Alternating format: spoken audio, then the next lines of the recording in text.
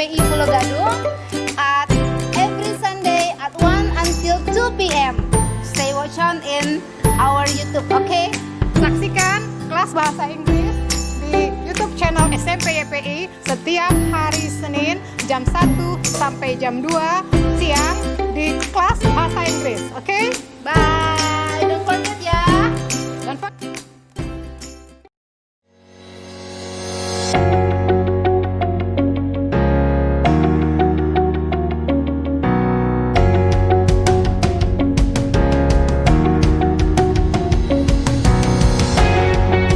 Jangan lupa saksikan mata pelajaran PPKN setiap hari Senin jam 2 sampai jam 3 sore.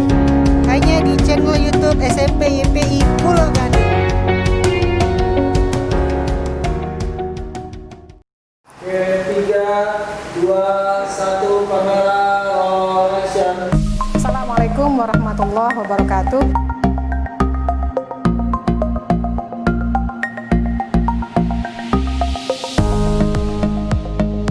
Yuk, sebelum kita mulai pembelajaran, mari kita berdoa terlebih dahulu.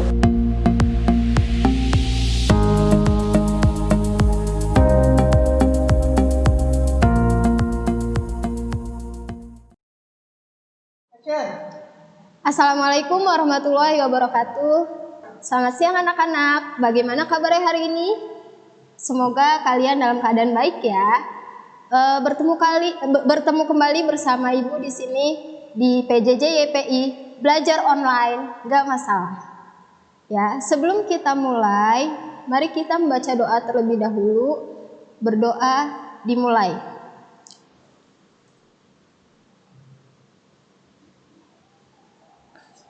Selesai.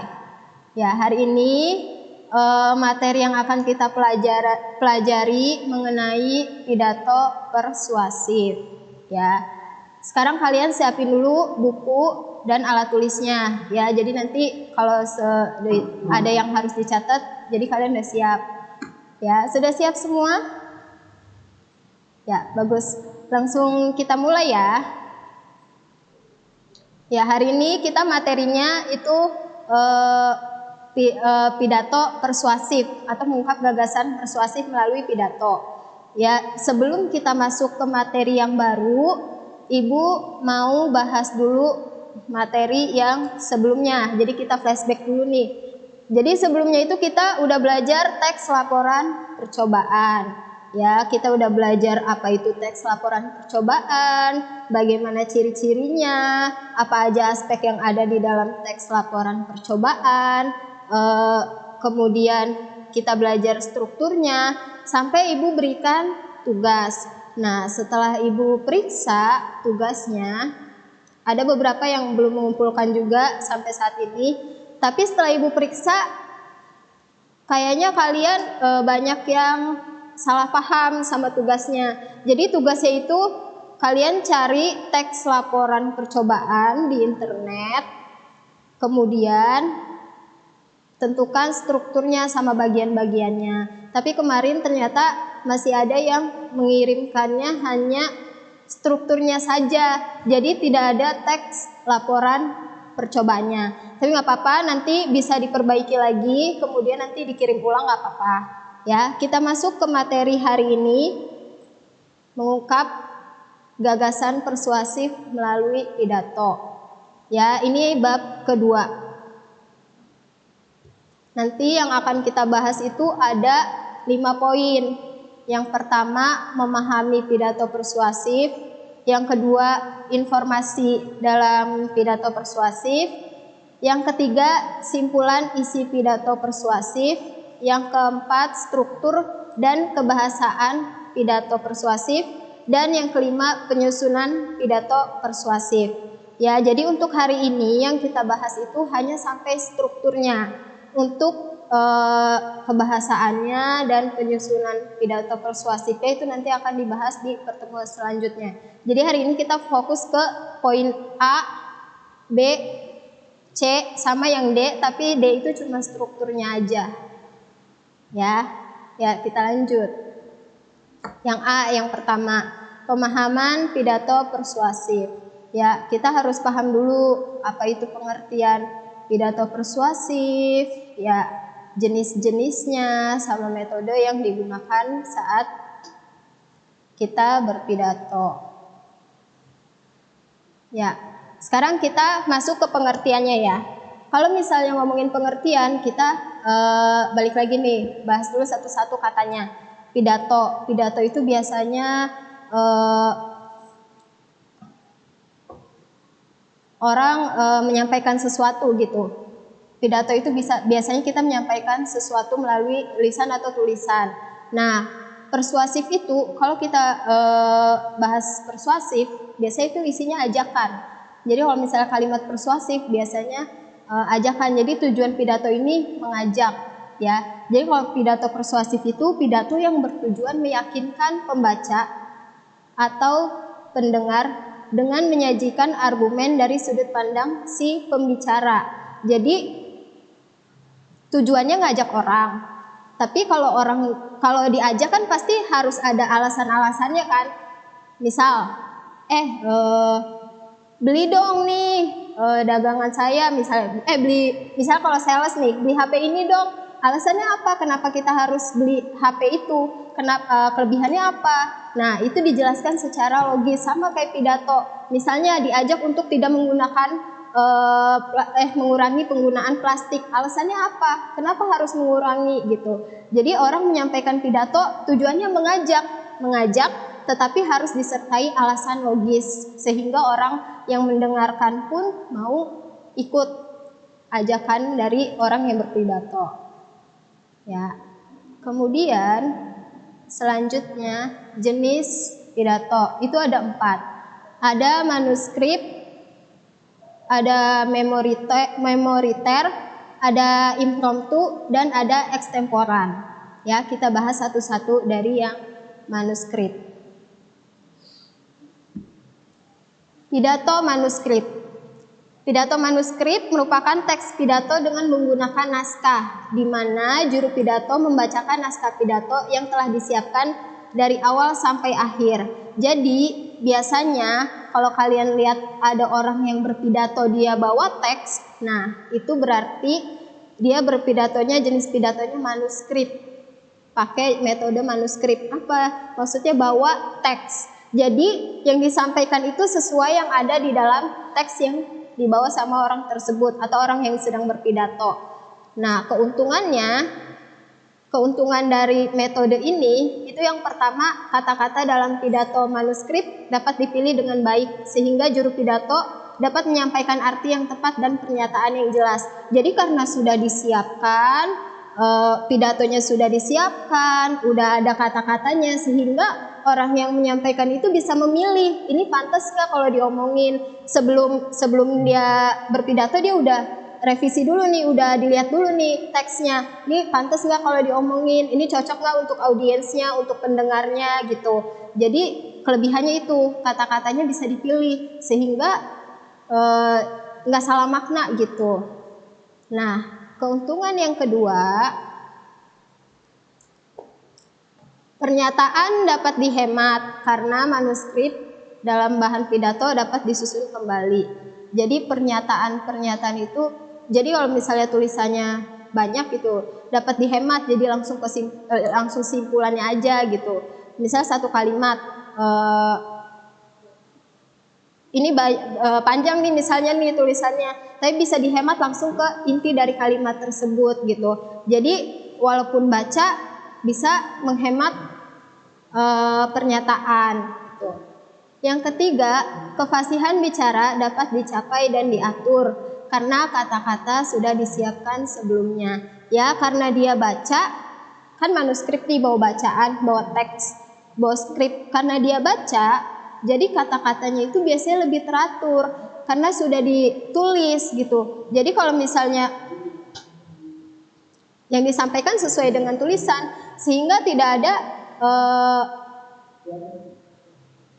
bingung gitu, nggak ada yang bingung, jadi fasih gitu, ngomongnya tuh lancar karena sesuai yang ada di dalam teks. Nah, yang keempat, hal-hal yang menyimpang dapat dihindari. Jadi misalnya dia udah baca nih, orang yang berpidato itu udah baca, ternyata wah ada yang misalnya nggak sesuai nih sama audiensnya, atau kalau misalnya seandainya diucapkan nanti membuat orang lain tersinggung, jadi bisa dihindari, jadi nggak usah diomongin yang itu bagian itunya, bisa. Karena misalnya pas sudah baca, oh ternyata menimbulkan, nanti kalau misalnya saya sampaikan ternyata menimbulkan kontroversi atau nanti ada yang tersinggung, jadi mendingan nggak usah dibacakan atau bisa dihindari oleh orang yang berpidato. Selanjutnya, pidato memoriter. Kalau ngomongin memoriter berarti memori, ya, ingatan. Jadi pidato memoriter merupakan pidato yang ditulis dalam bentuk naskah lalu setelahnya dihafalkan kata demi kata. Nah, jadi kalau misalnya pidato memoriter hampir sama nih tadi sama yang sebelumnya tadi, manuskrip, ya, hampir sama. Cuman bedanya kalau manuskrip dia benar-benar membaca dari apa yang dia tulis. Kalau memoriter sebelumnya dia sudah siapkan dalam bentuk tulisan, tapi kemudian dihafal. Jadi dihafal, ya.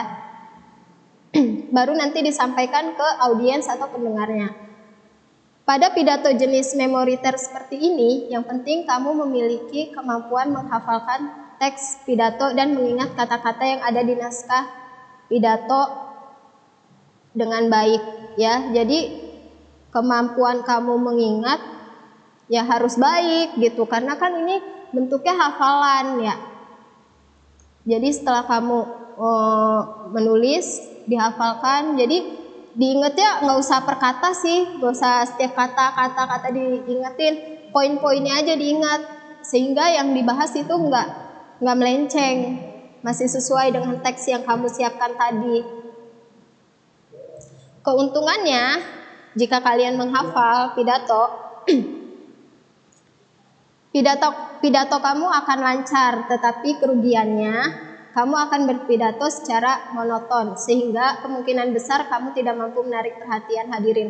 Jadi kalau kamu merasa lemah dalam hafalan, sebaiknya jangan menggunakan metode ini, jangan menggunakan pidato memoriter. Karena kalau misalnya kamu lupa nih, ngeblank misalnya di tengah-tengah, nanti kesananya pasti yang ingin kamu sampaikan banyak yang lupa gitu, jadi grogi gitu. Baiknya kalau misalnya itu jangan kalau daya mengingatnya kurang, baiknya jangan menggunakan pidato memoriter, karena yaitu nanti di tengah-tengah akan grogi sehingga yang ingin disampaikan jadinya terlupakan. Nah, itu tadi kerugiannya, kamu jadinya berpidato secara monoton. Monoton tuh maksudnya gimana? Monoton itu gitu-gitu aja gitu. Jadi orang yang dengerin juga nggak tertarik dengerin pidato kamu karena kamu sibuk mengingat hafalan pidatonya gitu. Jadi orang nggak tertarik, sehingga kemungkinan besar kamu tidak mampu menarik perhatian hadirin, ya. Jadi itu karena kamu sibuk menghafal, sibuk mengingat, jadi kamu nggak mampu menarik perhatian hadirin, jadi nggak ada improvisasinya gitu. Selanjutnya, pidato impromptu. Pidato impromptu merupakan jenis pidato yang dilakukan secara tiba-tiba, spontan, tanpa persiapan sebelumnya. Nah, biasanya orang-orang yang melakukan pidato impromptu ini itu adalah orang-orang yang sudah biasa atau yang sudah biasa berpidato, sehingga walaupun dia menyampaikan pidatonya secara spontan atau tiba-tiba ditunjuk untuk melakukan pidato di depan orang banyak, dia nggak bingung lagi karena sudah ahli gitu, sudah biasa melakukan pidato, ya. Jadi tanpa persiapan pun nggak apa-apa. Nah, melakukan pidato impromptu memiliki beberapa keuntungan, seperti yang pertama, impromptu lebih kepada mengungkapkan perasaan pembicara yang sebenarnya, karena pembicara tidak memikirkan lebih dulu pendapat yang disampaikannya. Bisa juga dibilang ini merupakan pidato yang jujur, ya. Jadi Kenapa dibilang mengungkapkan perasaan si pembicaranya atau orang yang berpidato itu? Karena biasanya kalau kita hadir di sebuah acara, kemudian tiba-tiba ditunjuk untuk melakukan, untuk memberikan sambutan atau memberikan pidato di depan, pasti yang dibahas itu ya seputar acaranya itu. Entah itu kelebihannya, entah itu kekurangan dari acara tersebut, atau mungkin apresiasi terhadap acara tersebut. Jadi makanya dikatakan jujur karena spontan tiba-tiba suruh maju terus kemudian ngomong. Nah biasanya itu isinya kejujuran. Karena apa? Pasti yang dibahas itu nggak jauh dari yang ada di seputaran acara tersebut. Misal nih acara kemerdekaan, tiba-tiba disuruh jadi orang yang berpidato gitu. Pasti nggak jauh-jauh dari entah itu perlombaan, entah itu ya acara-acara seperti itu. Jadi makanya dibilang jujur karena mungkin saat berpidato pun yang diambil yang ada di sekitarnya gitu. Pembahasan yang diambil yang ada di sekitar situ. Jadi kalau acara perpisahan disuruh tiba-tiba maju menjadi perwakilan siswa, ya paling yang kamu bahas ya masalah sekitar itu, acara perpisahan itu, entah itu kritikan, mau itu pujian atau apresiasi terhadap acara tersebut, ya. Kemudian yang kedua, gagasan dan pendapat pembawa pidato datang secara spontan sehingga tampak hidup dan bikin kamu untuk terus berpikir, ya. Karena datangnya secara spontan, jadi hidup. Orang tuh biasanya akan tertarik jika kita membahas sesuatu yang ada di sekitarnya atau yang relate, yang ada hubungannya sama kehidupan kita atau ada hubungannya sama masalah kita gitu. Misal nih ngomongin acara perpisahan tadi, orang akan tertarik kalau ngomonginnya di depan anak-anak tadi, anak-anak siswa misalnya. Nah, karena apa? Karena ada di sekitar kita gitu. Kalau nggak ada di sekitar kita, rasanya agak susah gitu. Kalau misalnya ada di sekitar kita gitu yang relate sama yang ada hubungannya sama kehidupan kita, pasti kan, oh iya nih saya juga ngerasain nih kayak gini, oh iya ternyata kayak gini gitu. Jadi nyambung gitu, sehingga kita tertarik untuk dengerin orang yang berpidato itu. Nah, gitu ya, sampai sini paham ya. Kalau ada yang nggak paham boleh tanya lewat WhatsApp. Nah, yang terakhir ada pidato ekstemporan. Ya, pidato ekstemporan bisa dibilang adalah jenis pidato yang paling baik dan paling sering digunakan oleh juru pidato yang berpengalaman dan mahir. Untuk menyampaikan pidato jenis ekstemporan, juru pidato harus menyiapkan garis-garis besar dan pokok-pokok bahasan penunjang yang dibutuhkan.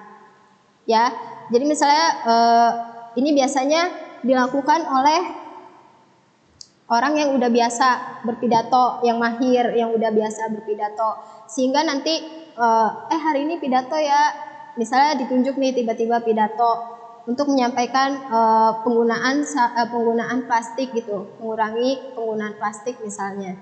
Nah, sehingga orang itu akan ya nggak apa-apa karena sudah biasa, karena sudah ahli, sudah mahir. Jadi nanti yang disiapkan itu bukan lagi berupa teks. Oh nanti begini bukan lagi berupa teks, tapi berupa garis besar. Oh berarti nanti yang dibahas kenapa sih harus mengurangi sampah plastik? Apa sih penyebabnya kalau sampah plastik terlalu banyak gitu, akibatnya apa sih gitu. Nah jadi yang disiapkan itu hanya garis besarnya aja, bukan lagi berupa teks yang panjang, tetapi hanya garis besarnya aja, poin-poin yang ingin dibahas gitu. Jadi kalau misalnya orang yang udah ahli itu, dia mau ditunjuk kapan aja, orang tersebut mau ditunjuk kapan aja, di acara apa aja, biasanya sudah siap. Karena apa? Karena sudah biasa berpidato. Nah ini yang paling baik nih, pidato yang paling baik, karena kan kayak tadi pakai teks. Kalau pakai teks sama pakai hafalan, itu biasanya kita fokus sama kalau teks kita fokus sama teks, kalau hafalan kita fokus sama hafalan, sehingga kita tidak bisa menarik perhatian audiens. Jadi pidato kita tuh jadi kayak nggak menarik gitu. Orang nggak ada yang mau dengerin, orang jadinya sibuk sendiri. Karena kita juga sibuk sendiri sama teks kita, sama hafalan kita. Nah yang ini juga nih pidato impromptu. Hampir mirip sama yang ini. Ini biasanya yang sering digunakan sama orang-orang yang sudah mahir dalam berpidato. Biasanya udah sering pidato. Jadi sehingga kalau ditunjuk kapan aja, dalam acara apa aja, tinggal menyiapkan garis-garis besarnya saja. Untuk pembawaannya, untuk nanti pembukaan atau penutupannya bisa disesuaikan dengan audiens. Jadi sehingga audiens itu tertarik.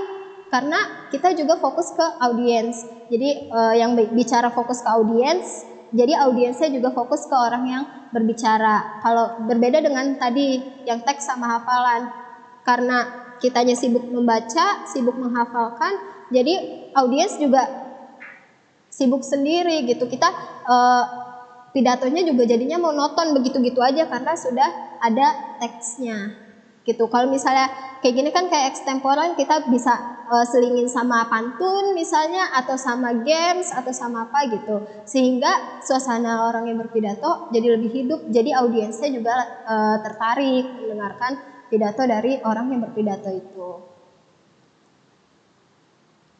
Selanjutnya, informasi dalam pidato persuasif. Nah, itu ada tujuannya, ada menemukan informasi dalam pidato persuasif. Nah, kita ke tujuannya dulu. Ya, tadi Ibu bilang kita juga pernah belajar teks eksposisi, kalau nggak salah di kelas 8, itu ada kalimat yang namanya persuasif. Yang namanya persuasif itu kalimat ajakan. Jadi kita mengajak orang lain, gitu kan? Karena sifatnya ajakan, jadi kita mengajak orang lain. Misal nih, yuk kurangi yuk sampah plastik gitu. Nah, dalam mengajak itu ada poin-poin yang harus kalian penuhi dulu. Nih yang pertama nih, memberikan informasi kepada pendengar. Nah, ini tujuannya nih, memberikan informasi kepada pendengar. Misalnya kamu ngajak untuk mengurangi penggunaan plastik. Nah, kamu harus memberikan informasi dulu. Kenapa nih kita harus mengurangi penggunaan plastik? Oh, ternyata sampah plastik sulit diurai. Nah, kamu memberikan informasi itu yang logis gitu, maksudnya yang masuk akal, sehingga orang juga mau diajak. Oh iya ya, ternyata sampah plastik begini ya, ternyata begitu ya, sehingga orang yang tadi dengar kamu itu mau diajak ya. Kemudian yang kedua, meyakinkan pendengar ya. Meyakinkan pendengar yaitu melalui argumen-argumen kamu tadi ya. Kamu harus meyakinkan pendengar kamu. Jadi setelah kamu berikan informasi, kalau ternyata masih ragu, nah kamu yakinin lagi tuh pendengarnya bahwa sampah plastik itu, bahwa kita nggak apa-apa kok tanpa plastik gitu, bisa diganti dengan yang lain misalnya gitu. Yang ketiga, menghibur pendengar ya. Dan yang keempat, menggerakkan pendengar. Ya, jadi kalau misalnya udah kalian sampaikan informasinya, udah kalian yakini pendengarnya, maksudnya udah kalian berikan udah kalian berikan pendapat-pendapat kalian gitu yang tentunya masuk akal. Nah, baru deh orang baru mau diajak. Kayak misalnya nih, kamu mau beli HP. Nih beli HP ini aja gitu. Ini HP-nya bagus ini nih. Orang nggak akan langsung mau beli HP-nya, pasti dia mau tahu dulu informasi mengenai HP itu kelebihannya apa, gitu ya kan? Kalian nggak akan mau langsung, beli HP dong, oh iya beli, gitu, nggak mungkin. Misalnya diajak untuk beli HP, nggak mungkin langsung beli HP, pasti kalian mau tahu dulu informasi mengenai HP tersebut, entah itu berapa besar memorinya, berapa kameranya, dan lain-lainnya gitu. Jadi harus ada informasi dulu sehingga kita baru bisa ngajak orang. Jadi kalau misalnya ajak-ajak aja, orang juga kalau yang pikirannya logis, kenapa harus mau gitu? Berarti harus ada alasannya dulu, kenapa kamu mengajak orang tersebut. Nah, itu tujuan si pidato tadi, memberikan informasi, sehingga nanti di akhirnya adalah mengajak orang untuk mengurangi penggunaan plastik, itu tadi yang dikasih contoh. Atau mungkin kalau misalnya contohnya tadi yang sales, kalau sales kan biasanya ngajak beli gitu misalnya, untuk beli produk yang dia iklankan atau yang dia jual gitu. Nah, harus ada alasannya dulu dan itu harus logis sehingga informasi itu bisa diterima oleh audiens dan audiens mau ikut apa yang kalian ucapkan gitu ya. Selanjutnya, langkah-langkah menemukan informasi dalam pidato persuasif. Yang pertama, ya, membaca atau mendengarkan pidato persuasif dengan seksama. Jadi, kalau kalian mau menerima informasi sesuatu, informasi nggak hanya pidato ya, informasi tentang apapun ya, kalian memang harus menggunakan kemampuan mendengar kalian. Jadi membaca dan mendengarkan dengan baik, membaca dan mendengar. Jadi kalian harus membaca dan mendengarkan dengan baik. Kalau misalnya disuruh carinya dalam bentuk tulisan, informasi apa yang terkandung dalam bentuk pidatonya dalam bentuk tulisan, berarti kamu harus membaca pidato tersebut dengan seksama. Tapi kalau kamu disuruh mencari informasinya melalui orang yang sedang berpidato, entah itu misalnya Bapak Presiden Joko Widodo sedang pidato, kemudian kamu diberi tugas untuk mencari informasi apa sih yang terkandung dalam pidato Bapak Presiden Joko Widodo. Nah, kamu harus mendengarkan dengan seksama ya. Kemudian yang kedua, mencatat informasi penting dalam pidato persuasif yang dibaca atau didengarkan. Jadi dalam mengambil informasi itu, kamu gak harus nyatet nih setiap Bapak. Misalnya tadi contohnya Pak Presiden Joko Widodo lagi pidato, terus kamu suruh mencari informasi apa yang terkandung. Gak usah setiap Bapak itu ngomong dicatat.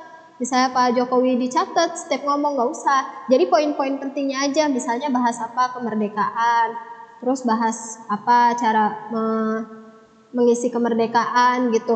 Berarti poin-poinnya aja, jadi nggak usah setiap kata yang diucapkan itu dicatat, nggak usah. Jadi poin-poin pentingnya aja yang dicatat, sehingga informasi yang kamu dapatkan juga nanti jelas. Kemudian yang ketiga, menyimpulkan pesan dari informasi penting dalam pidato persuasif yang dibaca atau didengar. Nah, setelah informasinya terkumpul, setelah semuanya poin-poinnya sudah kamu catat, nah baru deh kamu bisa simpulin. Oh, berarti simpulannya begini, simpulannya begitu, ya. Selanjutnya, simpulan isi pidato persuasif. Nah, ini ada yang pertama itu ada langkah-langkah menyimpulkan isi pidato persuasif dan aspek yang diperhatikan dalam menyimpulkan isi pidato persuasif. Kita masuk dulu ke langkah-langkahnya. Kalau kalian lihat itu ada yang buletan itu. Nah, yang biru itu kan itu ada langkah pertama. Langkah pertama adalah memusatkan perhatian. Ya, memusatkan perhatian entah itu ke teks atau ke orang yang sedang berpidato. Jadi perhatian kalian harus berpusat ke situ. Nah, yang kedua, menyiapkan alat tulis, buku, pensil, dan ballpoint. Jadi namanya nanti kita akan mencatat informasi-informasi pentingnya, berarti harus ada alatnya untuk mencatat itu. Nah, minimal buku sama pulpen gitu ya. Kemudian yang ketiga, mendengarkan atau membaca pidato persuasif. Nah, kalau misalnya kalian lagi ngedengerin, diminta untuk mencatat informasi dari pidato yang dibacakan oleh seseorang, berarti kalian harus mendengarkan, menyimak dengan baik ya. Tapi kalau misalnya kalian disuruh menyimpulkan isi pidato itu dari teksnya, berarti yang harus kalian lakukan adalah membaca pidatonya dengan seksama. Nah, kalau misalnya kalian gak fokus bacanya, gak fokus ngedengerinnya, kalian akan kesulitan mencari informasi penting dari pidato tersebut. Ya, setelah ini kita akan lanjutkan kembali, jadi jangan kemana-mana, tetap di PJJ YPI, belajar online, gak masalah. Wah, lapangan YPI sekarang udah bagus, habis dicek, warnanya bagus, catnya baru, suasananya menyenangkan loh. Ada Pak Yuri Pak. Pak Yuri Pak, kalau luas lapangan ini kan sekarang ada lapangan basket, ada futsalnya, ada badmintonnya juga ada, aduh, volley juga ada. Luas lapangannya berapa ya?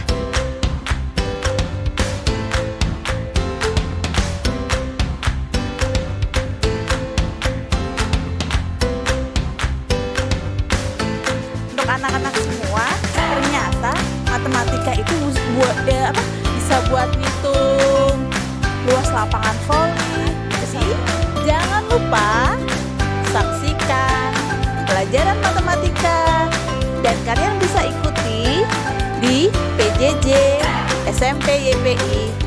Belajar online gak masalah, setiap hari Kamis jam 1 siang hanya di YouTube SMP YPI Pulau Gadung. Belajar online gak masalah.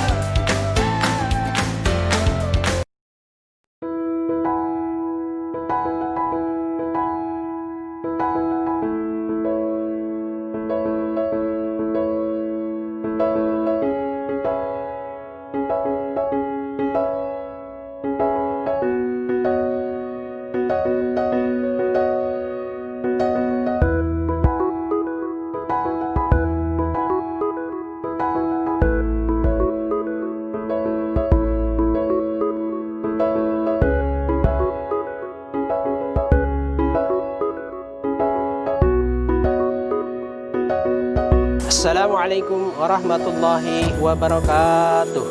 Peserta didik YPI yang budiman, ikutilah pembelajaran pendidikan agama Islam dan budi pekerti di channel YouTube YPI setiap hari Kamis pukul 14 sampai dengan selesai. YPI di hati, berprestasi dan berakhlakul kalimah. Subhanallah walhamdulillah wala ilaha illallah wallahu akbar. Assalamualaikum warahmatullahi wabarakatuh.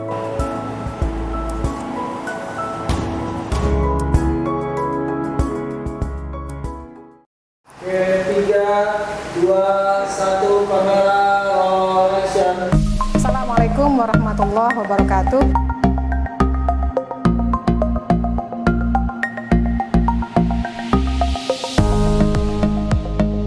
Yuk, sebelum kita mulai pembelajaran, mari kita berdoa terlebih dahulu.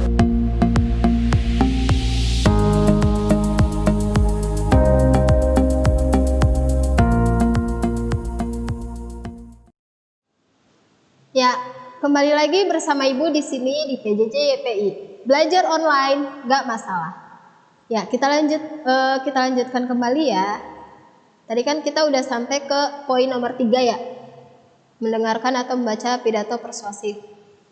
Kemudian poin yang nomor 4, mencatat pokok-pokok pidato yang berupa informasi ketika sedang melihat atau mendengarkan pidato.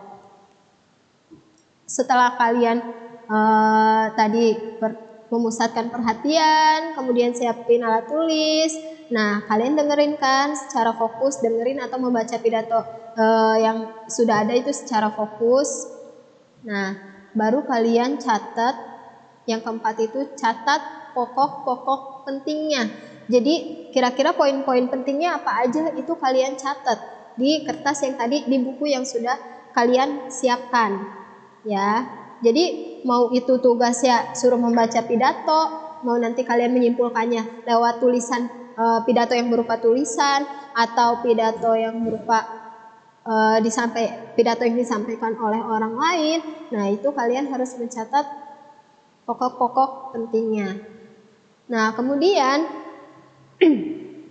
yang kelima, menyimpulkan isi pidato persuasif yang didengar atau dibaca. Jadi dari pokok-pokok yang tadi kalian catat, pokok-pokok penting yang kalian catat, nah itu kalian gabungin jadi satu informasi. Ya, oh berarti informasinya apa nih? Nanti ketahuan setelah kalian menggabungkan informasi-informasi, poin-poin tadi, poin-poin penting tadi menjadi sebuah kalimat gitu. Nah, baru kita bisa menuliskan ke tahap yang selanjutnya, yaitu yang ke-6, menuliskan simpulan pidato persuasif dalam beberapa kalimat. Nah, baru kita bisa tuh, kalau udah digabung-gabungin, poinnya itu digabungin dalam kalimat, dalam bentuk kalimat, kan tadi masih poin-poin tuh. Nah, digabungin jadi sebuah kalimat. Nah, sehingga kalimat itu nanti yang jadi simpulan dari pidato tersebut. Nah, kemudian kita lanjutkan aspek yang diperhatikan dalam menyimpulkan isi pidato persuasif. Ya, simpulan yang pertama, simpulan harus memuat pokok isi pidato. Ya, udah jelas ya. namanya simpulan berarti menyimpulkan dari keseluruhan, itu harus memuat pokok isi pidato. Jadi jangan, nih hubungannya sama yang nomor 2, simpulan tidak menyimpang dari isi pidato. Jadi jangan ngaco-ngaco pidatonya tentang misalnya mengurangi penggunaan plastik, nanti kamu malah simpulinnya malah ngomongin kemerdekaan, kan gak nyambung ya. Nah simpulannya itu harus sesuai sama apa yang pokok-pokok yang ada di pidato yang kalian dengar atau kalian baca. Jadi jangan menyimpang, jangan malah jadi nggak nyambung gitu sama pidatonya. Nah yang terakhir, simpulan bukanlah komentar melainkan ringkasan isi pidato. Jadi yang namanya simpulan itu kalian meringkas, jadi mencatat hal-hal pentingnya, kemudian nanti kalian rangkai menjadi sebuah kalimat baru yang nantinya akan jadi simpulan. Bukan memberikan komentar, bukan memberikan pendapat kalian, misalnya oh ini pidatonya kurang ini, kurang itu, atau sudah bagus misalnya, itu kan komentar ya, berarti kalian mengomentari pidato tersebut atau mengomentari orang yang sedang berpidato. Bukan ya, jadi kalau disuruh menyimpulkan itu sama dengan meringkas. Jadi kamu mencatat pokok-pokok pentingnya, poin-poin pentingnya, kemudian nanti dirangkai menjadi sebuah kalimat, digabungkan poin-poin penting itu dirangkai menjadi sebuah kalimat, digabungkan menjadi satu. Nah itu nanti yang akan jadi simpulan dari pidato yang kalian dengar atau kalian baca. Seperti itu ya. Kita lanjut. Selanjutnya ini ada struktur pidato persuasif. Ya, yang namanya teks apa aja itu biasanya ada yang namanya struktur.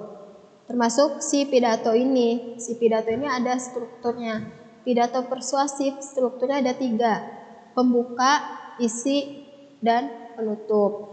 Biasanya di bagian pembuka itu terdiri atas salam pembuka, ada sapaan, ada ucapan syukur, ucapan terima kasih, dan tujuan pidato atau pembukaannya lah gitu secara garis besar gitu.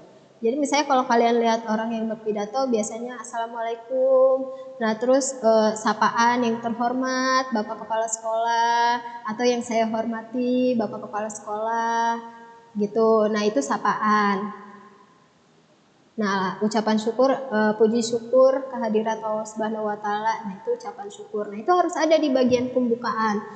Nih, jadi struktur kan ada 3 nih, pembuka, isi, sama penutup. Nah, di bagian pembukaan itu yang tadi tuh poin-poin yang tadi kayak sapaan, ucapan syukur, ucapan terima kasih, itu harus ada gitu. Sehingga menjadi pembuka yang baik gitu, menjadi pembukaan yang baik. Yang kedua adalah isi.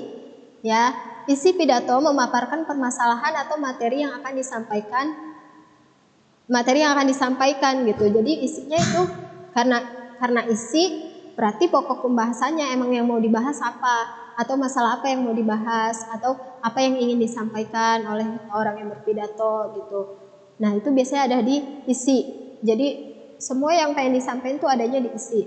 Permasalahan diuraikan secara terperinci dalam isi pidato. Jadi permasalahannya itu diuraikannya tuh secara rinci, semua diuraikan secara terperinci. Nah, kemudian yang terakhir adalah penutup.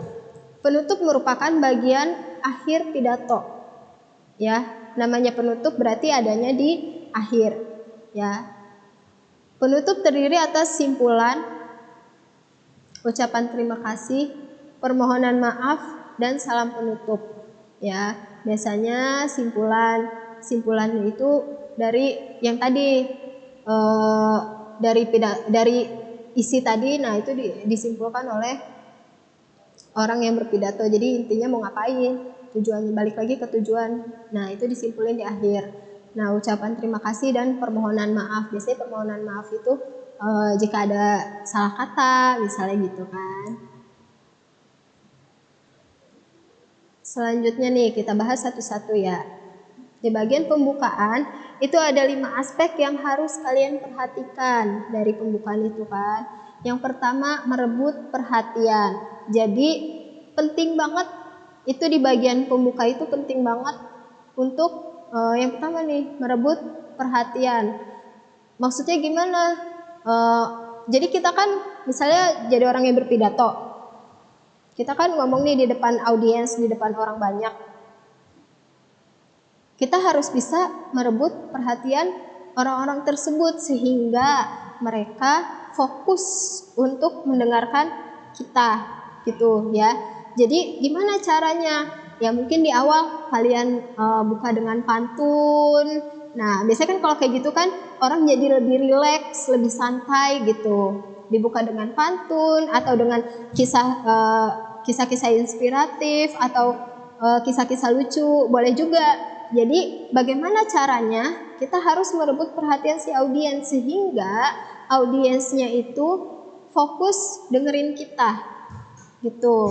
Nah yang kedua, hubungan dengan audiens ya. Jadi kita harus melibatkan audiensnya juga, entah itu nanti menanya pendapat atau menanya apa gitu, sehingga audiens juga tetap fokus ke kita juga gitu. Nah yang ketiga, kelayakan. Nah biasanya kalau kamu dengar orang-orang yang berpidato, biasanya misalnya kalau pidatonya di acara-acara kayak seminar gitu, biasanya orang itu akan memperkenalkan dirinya dan karirnya gitu, atau pendidikannya. Itu maksudnya bukan untuk pamer, jadi untuk menunjukkan bahwa orang yang berpidato itu layak gitu. Misal nih ibu guru bahasa Indonesia, tapi ibu misalnya ngomongin pemanasan global, berarti kan ibu misalnya ngomongin hukum deh, ibu kan nggak terlalu paham soal hukum. Jadi kalau ibu disuruh berpidato soal hukum, orang yang dengerin juga nggak percaya, kok orang bahasa Indonesia ngomongin hukum, sedangkan pengalamannya nggak ada di bidang hukum ini. Jadi orang merasa ya kita emang nggak layak ngomongin hukum itu. Ibu misalnya ibu ngomongin hukum, berarti ibu nggak layak ngomongin hukum karena emang bukan ranahnya, bukan bidangnya. Nah makanya kenapa orang yang misalnya isi acara seminar itu berpidato, dia akan menceritakan biografinya, bahwa pendidikannya apa, backgroundnya apa, supaya apa? Supaya menunjukkan bahwa orang itu layak, bukan buat pamer, bukan. Misalnya S3 di mana, bukan buat pamer, bukan, tapi menunjukkan bahwa saya layak menjadi orang yang berbicara di depan audiens itu gitu.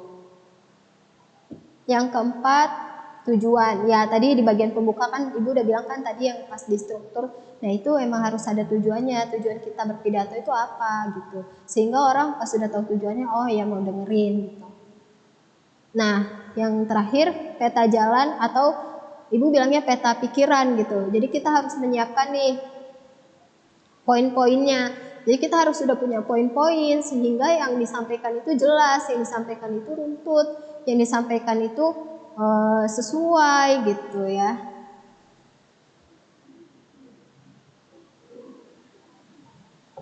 Nah, yang kedua adalah isi. Ya. Untuk isi, pastikan setiap isi terpilah sebagai pokok pikiran yang selalu disertai alasan logis, meyakinkan, dan didukung oleh data yang memadai dan valid. Nah, kalau kalian misalnya menyampaikan pidato, kalian harus menyampaikan argumen-argumen tuh pokok pikiran itu yang logis atau masuk di akal. Jadi kalau audiensnya mikir nih, kok kayak gini? Nah, kalau nggak masuk akal tuh orang pasti nggak mau ngikutin kita. Jadi tujuannya itu nggak tercapai. Tujuan yang tadi mengajak itu jadinya tercapai. Makanya kenapa kita harus menyertakan pokok pikiran yang logis. Kenapa harus logis? Ya karena kalau orang udah mikir, oh iya nih berarti iya masuk di akal orang itu, maksudnya emang masuk akal gitu alasannya. Orang pasti mau kalau diajak, oh iya ya. Kenapa kita harus mengurangi sampah plastik? Karena begini ya, plastik itu susah diurai ya, sehingga orang mau ngikutin. Oh besok berarti saya kalau ke mana-mana bawa tas sendiri, tote bag sendiri misalnya. Jadi nggak usah menggunakan plastik lagi. Nah, tujuan kita berpidato tadi itu jadinya nyampe ke audiensnya. Kalau misalnya kita sekedar nyuruh-nyuruh aja, orang nggak akan mau tanpa disertai alasan logis. Kalau kita udah beri alasan tapi alasannya juga nggak logis, orang juga tidak akan mau ikut apa yang kita ajak tadi, sehingga tujuan kita dalam berpidato itu nggak sampai ke audiensnya. harus disertai data yang valid ya. Kalau bisa, kalau emang ada datanya, kalian sertai data yang valid gitu. Jadi berupa video atau berupa gambar atau berupa riset gitu. Nah, yang penting valid gitu, datanya valid, bisa dibuktikan. Kalau yang namanya valid itu bisa dibuktikan ya. Jadi kalau misalnya jangan ngaco-ngaco aja biar orang ngikutin kita, bikin aja data asal-asalan, nggak bisa.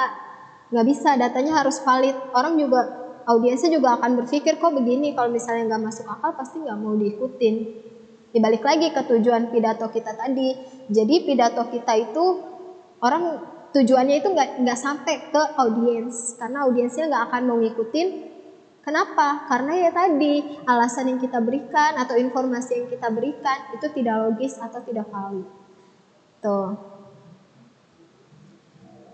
Susun secara logis, gunakan sumber terpercaya, contoh nyata yang membuat audiens terkait dengan kehidupan sehari-harinya. Ya, jadi biasanya kita jangan, kalau misalnya ternyata nggak ada datanya, kasih contoh aja, contoh nyata yang ada di kehidupan kita. Dan itu dekat, Ibu bilang dekat tuh maksudnya ada di sekitar kehidupannya audiens itu ya. Jadi kasih contoh yang dekat dengan audiens itu sehingga orang akan berpikir gitu.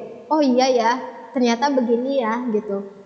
Jadi kalau bisa selain memberikan informasi yang valid, kita juga memberikan contoh.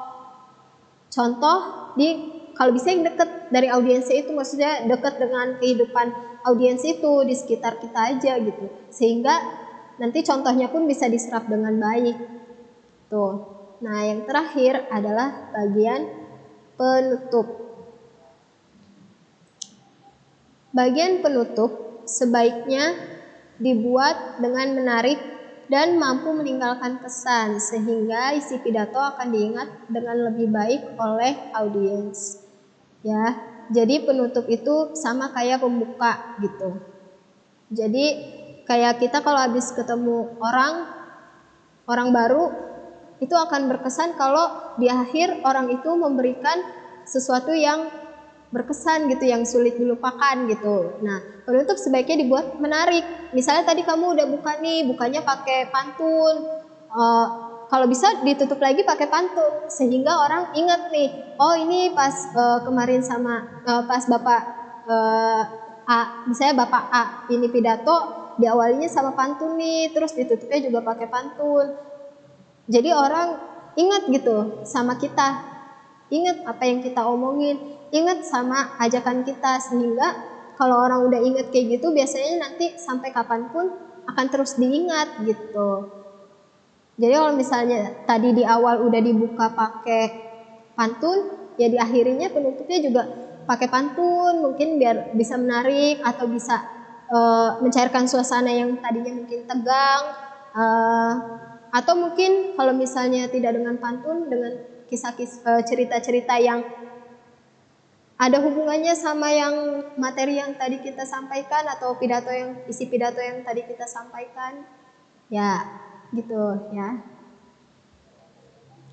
Untuk tugas kalian di rumah silakan dicatat ya. Nih, perhatikan baik-baik tugasnya. Nanti kalau misalnya ada yang belum paham, boleh ditanyakan ke ibu. Ya, boleh ditanyakan. Nanti kalau ada yang belum paham boleh ditanyakan. Jadi, ibu maunya tuh tugasnya dikerjain sesuai dengan perintah, ya. Jangan asal-asalan aja, udah biarin deh, yang penting ngumpulin tugas, jangan, ya. Jadi, tugasnya untuk hari ini, carilah contoh pidato persuasif di internet. Ya, jadi kalian cari dulu nih pidato persuasif di internet. Kemudian kalian tentukan struktur. Nah, tadi kan kita udah bahas tuh strukturnya. Ada apa aja? Ada pembukaan, ada isi, sama ada penutup. Kalian tentukan nih mana ya, tandain aja mana ya yang bagian pembukaan dari paragraf berapa sampai paragraf berapa misalnya. Bagian isi itu dari yang dikatakan isi dari paragraf berapa sampai paragraf berapa. Kemudian penutupnya itu dari paragraf berapa sampai berapa. Nah, itu tugasnya. Selain itu buat simpulannya. Ya, buat simpulannya. Ingat, tadi yang namanya simpulan bukan berupa komentar atau pendapat kalian pribadi, tapi isi dari si pidato itu. Jadi kalian simpulkan ya. Jadi tugasnya ada 2 ya, kalian bentuk ada 3, berarti ada 3. Cari pidato dulu di internet, contoh pidato di internet, pidato persuasif. Setelah ketemu pidatonya, kalian tentukan strukturnya. Setelah strukturnya sudah, baru kalian buat simpulan dari isi pidato tersebut. Ya, udah sampai sini paham ya? Oke, demikian materi pembelajaran untuk hari ini. Semoga anak-anak dapat mengerti apa yang sudah kita pelajari hari ini. Ibu berharap anak-anak tetap menjaga kesehatan dan terus semangat dalam belajar, agar kita dapat bertemu kembali belajar di sekolah dan bertemu teman serta Bapak dan Ibu guru. Kita bertemu kembali minggu depan di PJJ YPI, belajar online, gak masalah. Assalamualaikum warahmatullahi wabarakatuh.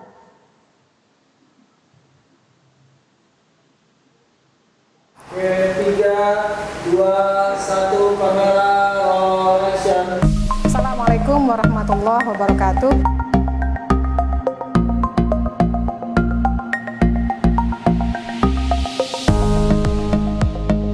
Yuk, sebelum kita mulai pembelajaran, mari kita berdoa terlebih dahulu.